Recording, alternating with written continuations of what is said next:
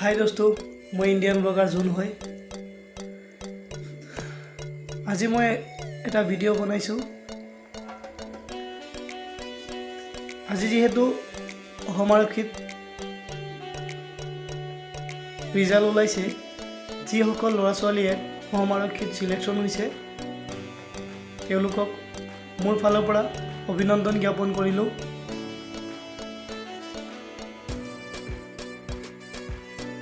সকলো মানুহৰে সপোন থাকে নিজৰ লাইফটো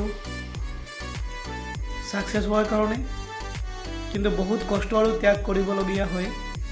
আজি যি কষ্ট আৰু ত্যাগৰ ফলত আপোনালোকে অসম আৰক্ষীত সিলেকশন হৈছে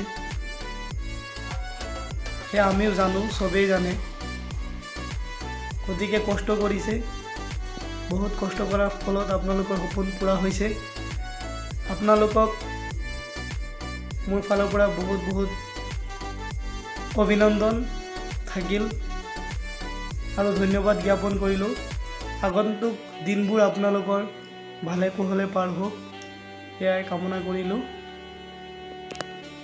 ধন্যবাদ।